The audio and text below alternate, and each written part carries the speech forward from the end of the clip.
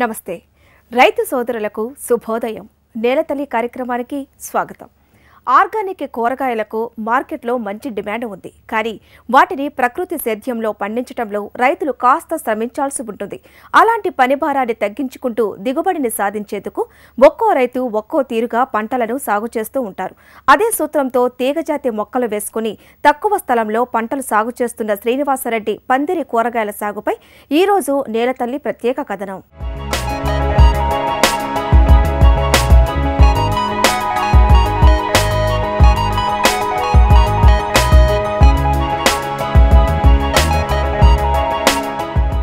యాదాద్రి జిల్లా మోటకొండూరు గ్రామానికి చెందిన శ్రీనివాసరెడ్డి గత 15 సంవత్సరాలుగా రసాయన మందులు లేకుండా పంటలను సాగు చేస్తున్నారు.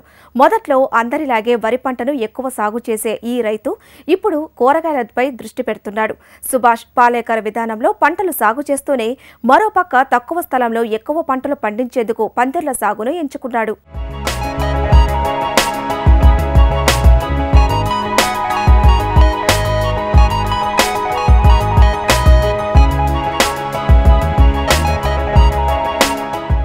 ఒక అరెకరంలో ఒక అరెకరం భూమి 2400 గజాలలో ఒక పెండాల్ కూరగాయల పందిరి వేయటం జరిగింది. ఇదేంటంటే అరెకరం అంటే 20 గుంటలు. ఇందులో కడీలు, ఇందులో 100 కడీలు వస్తాయి. ఈ కడీలు తోటి ఈ పందిరి అనేది వేయటం జరిగింది. దీనివల్ల ఏంటంటే మనం బయట పండించే కూరగాయలకు ఈ సిస్టంలో పండించే కూరగాయలకు డిఫరెన్స్ ఏంటంటే రైతులకు లాభం ఏంటంటే కింద భూమి మీద చేయటం వల్ల ఎక్కువగా మొక్కలు డ్యామేజ్ జరుగుతుంటుంది, ప్లస్ అక్కడ డ్యామేజ్ జరుగుతుంటుంది. ఇక్కడ మాత్రం మొక్కలు నీట్గా ఉండి స్టేకింగ్ చేయటం వల్ల పైకి తీగల్లాగా ఎక్కి అక్కడి నుంచి కాయ అనేది పందిరి నుంచి కిందికి వస్తుంది. కాబట్టి నీట్గా మంచిగా నాణ్యతతోటి రావడం జరుగుతుంది. ఇప్పుడు దానికి దీనికి తేడా ఏంటంటే ఇక్కడ బీర, ఇందులో ఏమొస్తున్నాయి అంటే మామూలుగా కాకర, బీర, సోర, చిక్కుడు, పొట్ల ఇలాంటి కాయగూరలు ఇందులో వస్తాయి. ఇప్పుడు బీరకాయ ఉందనుకోండి, ఉదాహరణకి మన కింద మామూలుగా దానిలాగా సేద్యం చేయడం వల్ల ఏమవుతుందంటే కింద మట్టి అంటటము, దాని సైజు డిఫరెన్స్ రావటము, వాడిని పెంపకంలో వంకర్లు తిరిగిపోవటం అలాంటివి ఉంటాయి, నష్టం జరుగుతుంది. ఇందులో మాత్రము నీట్గా చక్కగా చూడటానికి అందంగా మంచి క్వాలిటీ అనే కూరగాయలు అనేది రావడం జరుగుతుంది ఇందులో పెండాల్లో. ఇంకోటి ఏంటంటే ఇందులో చెట్టుకు కూడా విశాలంగా ఉండటం వల్ల గాడుపు అనేది కూడా చాలా మంచిగా వీచటం వల్ల కొన్ని రకాలైన దోమ కానీ కొన్ని పురుగులు కానీ ఆశించేది తక్కువగా ఉంటుంది, కుదిరిది చాలా తక్కువ ఉంటుంది. ఎందుకంటే ఇంకోటి ఏంటంటే ఇది పైన వాడుతుంది, భూమి మీద ఉంటుంది. భూమి నుంచి వచ్చే కొన్ని రోగాలు కూడా దీనికి వల్ల తగ్గుతాయి చాలా ఇది చేయటం వల్ల. నిజంగా చూడాలంటే ఇప్పుడు మార్కెట్కి వెళ్ళినా కానీ ఈ కాయ నీట్గా ఉంటుంది, మెరుస్తూ చాలా మంచిగా అనిపిస్తుంటుంది. చూడటానికి కూడా వినియోగదారులకు కూడా చాలా మంచిగా ఎక్కడి నుంచి వండి పెండాల కింద వచ్చింది అనేది ఫీలింగే వస్తుంది వాళ్ళకి. పందిరి కింద వండించినవి అవి అనే మాట్లాడుతుంటారు అన్నట్టు. దానికి కూడా డిమాండ్ కూడా బాగుంది, చూడటానికి మంచిగా ఉంటుంది అట్లా అన్నట్టు. ఆ ఉద్దేశంతో మేము ఇక్కడ హాఫ్ ఏకర్ మోడల్లో హాఫ్ ఎకరంలో వేయటం జరిగింది. దీనికి ఇంచుమించు ఈ పందిరి వేయటానికి ₹1,00,000 వరకు ఖర్చు అవుతుంది మనకు. 100 కడీలు వస్తాయి, ప్లస్ వైరు, దీని గుంజలు నాటటము ఇది అనేది మెయిన్ ఇది జరుగుతుంది అన్నట్టు ఇందులో. అయితే ఏంటంటే ఇంట్లో మనం ఒకసారి భోజలు పోసేసుకుంటే బాగుంటుంది. ఇప్పుడు కడీలు ఇంట్లో దొండ కూడా వస్తుంది. అంటే ఇలాంటి మొత్తం మీద 6-7 రకాల పందిరి కూరగాయలు సాగు చేస్తున్నాం ఇందులో మేము. ఇప్పుడు వాటర్ కూడా డ్రిప్ ద్వారా మల్చింగ్ వేసినాము, డ్రిప్ సిస్టమ్ తీసుకొచ్చినాం ఇందులో కూడా. ఇప్పుడు ఒక్కొక్క లైన్ ఒక్కొక్క రకం మొక్కలు వేయటం జరిగింది. ఒక 2 లైన్లు బీర, 2 లైన్లు కాకర, 2 లైన్లు సోర, 2 లైన్లు చిక్కుడు, అట్లా ఆ వైద్యం కూడా అది కూడా మనం పాటించడం వల్ల ఏంటంటే మొక్కలు కూడా హెల్తీగా ఉన్నాయి, చాలా బాగుంటుంది. ఈ సిస్టమ్ అనేది చాలా బాగుంది. మేము గత సంవత్సరం నుంచి కూడా ఇందులో క్రాప్స్ తీయటం జరుగుతుంది. చాలా బాగా అనిపిస్తుంది. ఈల్డింగ్ కూడా చాలా బాగా వస్తుంది. బయట కింద పండించిన ఈల్డింగ్లో కూడా చాలా ఇంచుమించు ఒక 25% వరకు ఈల్డింగ్ ఎక్కువ వస్తుంది మేము చూసినంత వరకు. ఏమంటే కాకపోతే మేము టోటల్గా ప్రకృతి వ్యవసాయం చేస్తున్నాం, సేంద్రీయ వ్యవసాయం చేస్తున్నాం కాబట్టి అట్లా కూడా కొంత మాకు ఈల్డింగ్ చాలా మంచిగా అనిపిస్తుంది. అక్కడికి ఇక్కడికి ఈ 1 year నుంచే చేస్తున్నాం కాబట్టి ఇది ఇందులో ఉన్న మెయిన్ ముఖ్యమైనవి. ఇక్కడ ఏంటంటే పెండాల వల్ల ఉపయోగం ప్లస్ ఈ తీగ జాతి అనేది పైకి వెళ్ళిపోతుంది. ఎండాకాలంలో టమాటా ఉందనుకోండి, కొద్దిగా దానికి నీడ అవసరం. అప్పుడు ఎండాకాలంలో టమాటా పండించడం చాలా ఇబ్బందికరం. అసలుంటప్పుడు దీని కింద కూడా అంతర పంట కూడా అది కూడా వేస్తాం. ఒకటి తీగ జాతి, తర్వాత అది అట్లా అట్లా ప్రధాన తర్వాత వేయటం వల్ల కూడా దాని నీడ షేడ్ వస్తడం వల్ల కూడా కొద్దిగా తేమ ఇవ్వటం వల్ల దాని మొక్క కూడా చాలా బాగా ఉంటుంది అన్నట్టు. అట్లా ఆ రకం కూడా కొద్దిగా యూజ్ అవుతుంది అన్నట్టు. ఇది కాకర, సొర, బీర, చిక్కుడు వంటి తీగజాతి కూరగాయల మొక్కలను పందిర్లుగా వేసుకుని సమృద్ధిగా పండిస్తున్నాడు.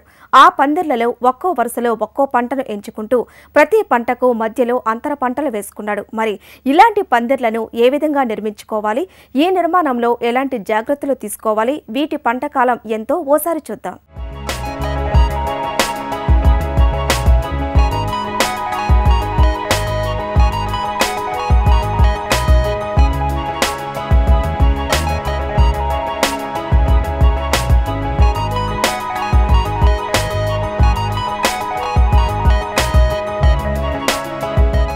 ఇది ఎలా ఉంటుందంటే కూరగాయల పందిరి ఒక 1/2 acre అనుకుందాము. ఒక 1/2 acre తీసుకుంటే మనము అందులో 18 x 15 సైజు తీసుకున్నప్పుడు మనకు ఒక 100 మన రౌతి కడీలు అవసరం ఉంటుంది. ఈ కడీలు మనకు ఒక 100 అవసరం ఉంటుంది ఒక 1/2 acreకి. దీని ఏంటంటే 10 feet హైట్. 10 feet హైట్ ఉండడం వల్ల ఏంటంటే 2 feet భూమిలోకి పోతుంది, 8 feet పైన ఉంటుంది. ఈ రకంగా దీన్ని మనము నాటిన తర్వాత నాటుకొని దీనికి వైరు జియో వైర్ ఇది ఇంచుమించు మనకు 7-8 క్వింటాల వరకు పడుతుంది. ఇది ఇలా 8 kg ఉంటుంది, 12 kg ఉంటుంది. ఇందులో ఇది 2 రకాలు, ఇది 4 క్వింటాలు, అది 4 క్వింటాలు తీసుకోవాలి. ఇది తీసుకొని మొత్తం అల్లుకోవటం అడ్డం. అంటే ఇప్పుడు కడిగిలకు వచ్చేదేమో మన 8 kg వస్తుంది, 12 kg ఏమో మధ్యలో మన పందిరిలాగా అల్లుకుంటానికి ఈ తీగ వస్తుంది.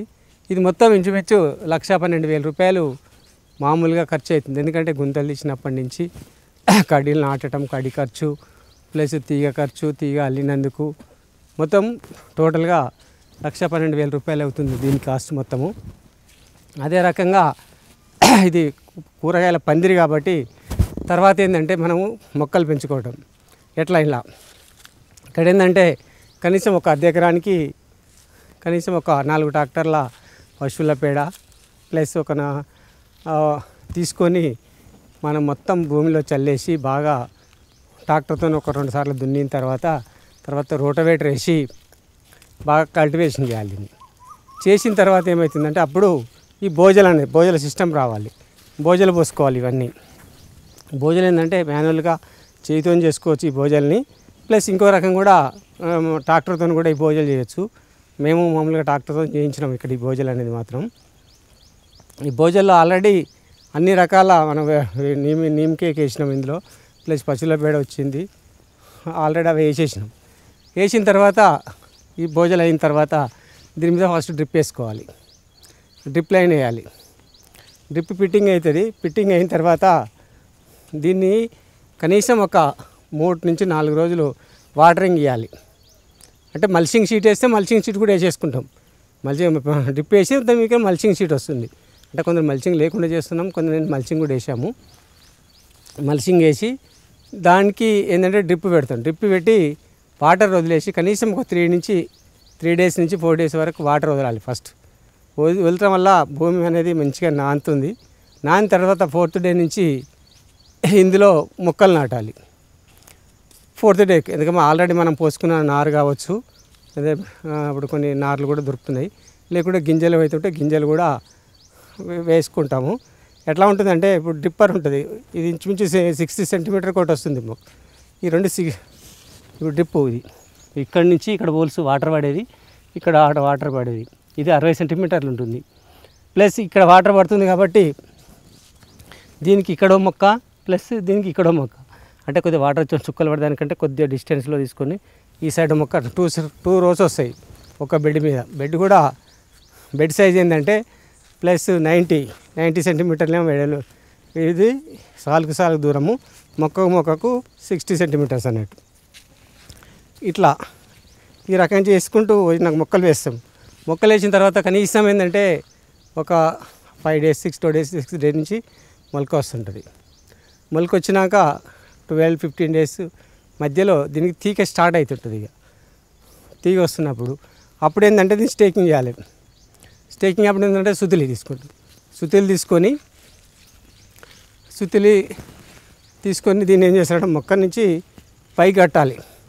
పైన వైర్కి కట్టేసి కింద ఒక కట్టెపిల్ల తీసుకొని కింద మొక్క దగ్గర పెట్టినప్పుడు అట్లా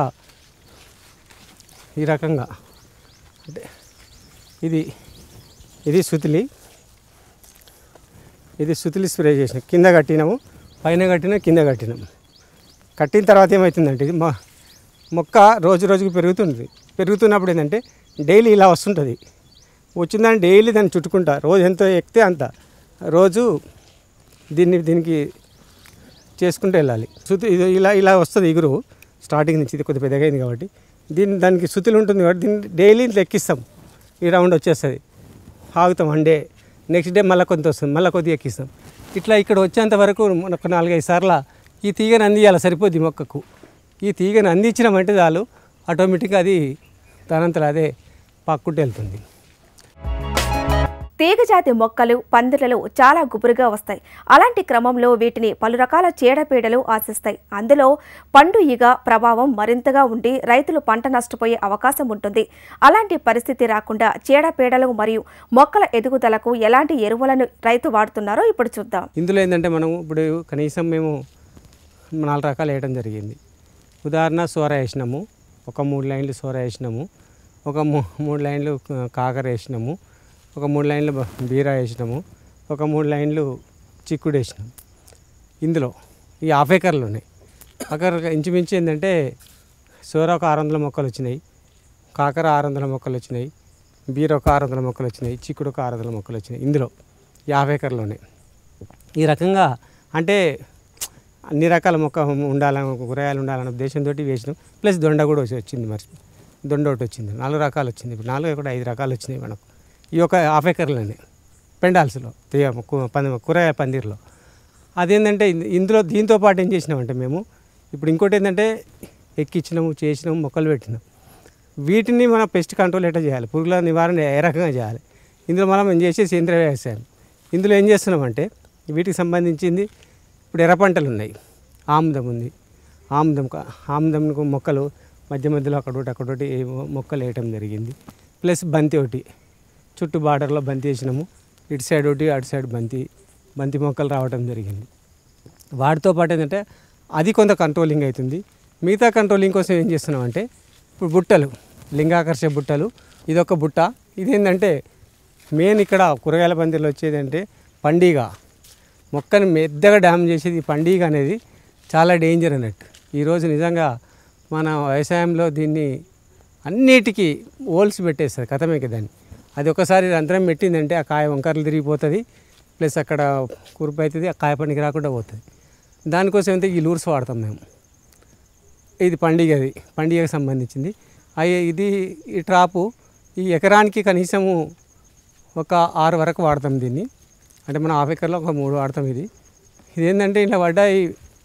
ఇప్పుడు ఇలా లూర్స్లో ఏముంటుందంటే ఇప్పుడు ఆడ ఈగకి సంబంధించిన పెరమెన్, పెరమెన్స్ దాన్ని అది రిలీజ్ చేయగానే మగ పురుగులు అనేది అటాక్ అయ్యి వచ్చి ఇందులో ఇప్పుడు హోల్స్ ఉంటాయి, ఇటు సైడ్ హోల్స్ ఉంటాయి, ఇటు హోల్స్ ఉంటాయి. ఈ హోల్స్లోకి వెళ్ళి ఆ స్మెల్కు అందులోకి పోతుంది. పోవటం వరకే తెలుస్తుంది, దాన్ని రిటర్న్ తిరిగి రావటం జరగదు, అందులోకి పోయి చనిపోతాయి. ఆ రకంగా వీటిని చంపటం వల్ల చాలా సంతాన ఉత్పత్తిని తగ్గించిన వాళ్ళం అవుతాం అన్నట్టు. అట్లా కొంతవరకు దీని ద్వారా కొన్ని చేస్తాం అన్నట్టు. ప్లస్ బుట్టలు వాడతాం కొన్ని, వీటికి సంబంధించి ఒక్కొక్క దానికి ఒక మన ఏంటంటే పచ్చబురుకు ఒకటి, లద్దె పురుగు కోటి, ఇట్లా ఒక్కొక్క దానికి ఒక రకం లూర్స్ ఉంటాయి. ఆ లూర్స్ని వాడతాం. ఆ రకం కూడా కొంత పెస్ట్ కంట్రోల్ చేస్తాం. ఇలా కాకుండా కూడా మళ్ళీ కూడా దీనికంటే నీమాస్త్రం, వేప కషాయం కానీ నీమాస్త్రం కానీ వేప నూనె కానీ 3 వాడతాం ఎక్కువ వరకు మేము. నీమాస్త్రం ఏంటంటే స్టార్టింగ్ స్టేజ్లోనే ఇప్పుడు ఎట్లుంటుందంటే ఇప్పుడు మనుషులకు పిల్లలకు టీకాలు ఇస్తుంటారు, అంటే రోగం రాకుండా ఇస్తారు. మేము ఇందులో కూడా నీమాస్త్రం స్ప్రే చేసేది చంపడానికి తక్కువ, కానీ రాకుండా నివారించుకోవడానికి నీమాస్త్రం వాడతాం. ఇది లేత ఎగురు పక్షి. ఇది మన పురుగుల జీవిత చరిత్ర ఏంటంటే గుడ్లు పెట్టడం వరకే తల్లి బాధ్యత, తర్వాత సాకు అనేది పురుగుకు సంబంధం లేదు. ఇక నా బిడ్డ గుడ్లు పెడుతుంది, అది ఏం ఆలోచిస్తుంది అంటే తల్లి నా పిల్ల నేను పెట్టిన గుడ్డు పలగంగానే తినాలి. ఇది అన్నం తినిపించే స్టేజ్ కాదు, అన్నం తినిపించదు. మన మనుషులు మనలాగా పిల్లలు తినిపిస్తుంది, అది తినిపించదు. అది ఏం చేస్తుందంటే గుడ్డు అయితే ఎన్ని రోజుల కోసం 4 రోజులు పలుకుతుంది. 4 రోజుల వరకు ఏ ఆకైతే లేతగా ఎగురు వస్తుందో ఆ ప్లేస్లో ఎగ్గు పెడుతుంది. అది ఎగ్గు బలగంగానే ఆనే కూర్చొని తినాలి, అదొక్కటి ఆలోచిస్తుంది తల్లి, తర్వాత దాని గురించి తెలియదు. అయితే మనం ఏం చేస్తామంటే మేము ఇది సేంద్రియ వ్యవసాయంలో ఈ చిగురు మీద నీమాస్త్రం పడాలి, అందుకే 5 డేస్కి ఒకసారి చేస్తాం అన్నట్టు. చేసినప్పుడు ఏమైందంటే నీమాస్త్రం పడుతూ చేదైపోతుంది. ఆడ అయినాక తల్లి ఏం ఆలోచించి చూసి ఏంటంటే నేను ఇక్కడ గుడ్లు పెడితే నా పిల్ల బతకదు అనే ఫీలింగ్తో వచ్చి ఇక్కడ ఎగ్గు పెట్టదు. అది కంట్రోల్ చేయడానికి మేము నీమాస్త్రం వాడతాం అన్నట్టు. ఆల్రెడీ పెట్టిన ఎగ్స్ ఉంటాయి అనుకో, అవి చీగుడ్లు అయిపోతాయి, పలుగాయి అన్నట్టు. అది మెయిన్ నీమాస్త్రం స్ప్రే చేయటము. ఇంకోటి ఏంటంటే ఇందులో ఈ పెండాల్స్లో ఏమవుతుందంటే ఈ నీమాస్త్రం స్ప్రే చేసేటప్పుడు కూడా ఈజీ, ఎందుకంటే పైకి ఎక్కడం వల్ల ఈజీగా స్ప్రే చేయడం జరుగుతుంది మనకు. ఇంకోటి ఏంటంటే అంతటా ప్రతి ఇగురు మీద ప్రతి ఆకు మీద అనేది మంది అనేది పడుతుంది, అంతటా నీమాస్త్రం అంతటా పడుతుంది అన్నట్టు. అది గుంపుగా ఉండటం వల్ల ఏంటంటే ఒక దగ్గర పడుతుంది, ఒక దగ్గర పడదు. ఆ సిస్టంలో ఈ సిస్టంలో ఏంటంటే టోటల్గా పూర్తిగా కవర్ అవుతుంది. ప్రతి మొక్క భూమిని ఆధారంగా చేసుకుని ఆ భూమిలో ఉండే పోషకాలను గ్రహిస్తుంది. అలాగే ఎదిగే ఆ మొక్క తీగ రూపంలో పందిర్లకు పాకుతూ పంట మరింత బలంగా ఎదుగుతుంది.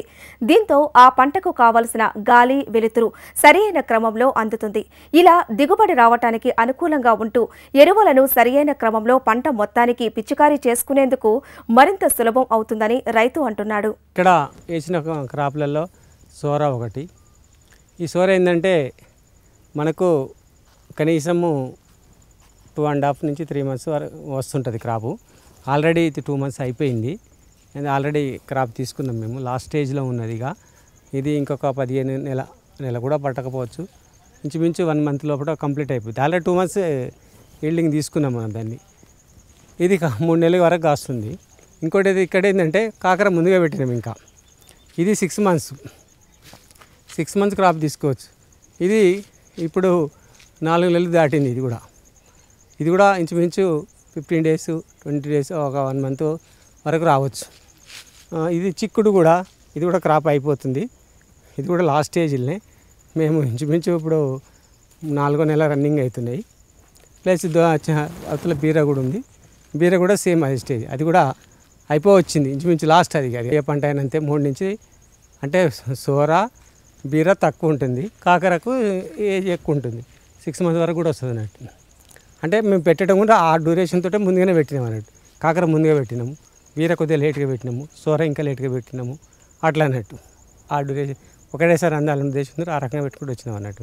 పందిరి సాగులు ఏంటంటే ఏ టైంలోనైనా వర్షాకాలం కానీ చలికాలం కానీ ఎండాకాలం కానీ ఎప్పుడైనా వేసుకోవచ్చు దీన్ని.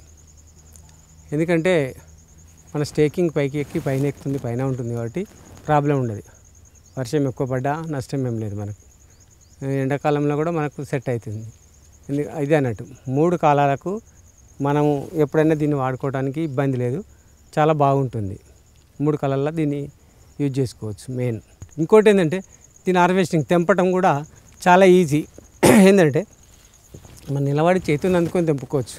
ఇంచుమించు మనకు అందే స్టేజ్లో ఉంటాయి కాయలు. ఇప్పుడు అవి హార్వెస్టింగ్ చేసేటప్పుడు ఏమవుతుందంటే కాలు తొక్కుకుంటూ పోవటం, తీగని తొక్కటము, అలా కాలు తాగటం, దాని మొక్క డ్యామేజ్ కావటం, దానికి డిసీజ్ రావటం, రకరకాలు ఉంటాయి. ఇందులో ఇబ్బంది ఉండదు, నీట్గా ఇట్లా కాయ పట్టుకుంటాం, కట్ చేస్తాం అంతే. మొక్క అది కాయ డ్యామేజ్ కాదు, నీట్గా వచ్చేస్తుంది. తెంపినా కూడా మన కాయలు కూడా నీట్గా మనం హార్వెస్టింగ్ చేసి మార్కెటింగ్ తీసుకోవచ్చు. మార్కెట్ కూడా ఇబ్బంది లేదు ఈ కూరగాయలకు. మార్కెట్కి పోయిన తర్వాత ఫస్ట్ ఈ కూరగాయలు కొన్న తర్వాతనే మిగతా కూరగాయలు కొంటారు. ప్రతి రైతుకు ఇప్పుడు ప్రధాన సమస్య నీరు. రైతుకు ఎంత భూమి ఉన్నా సరే ఆ పంటకు కావలసిన నీరు లేకపోతే ఏం చెయ్యలేడు. ఈ పొలంలో కూడా అదే సమస్య. కానీ ఆ సమస్యను అధిగమించడానికి తన పొలంలో పండే ప్రతి నీటి చుక్కను చాలా జాగ్రత్తగా దాచుకుంటున్నాడు.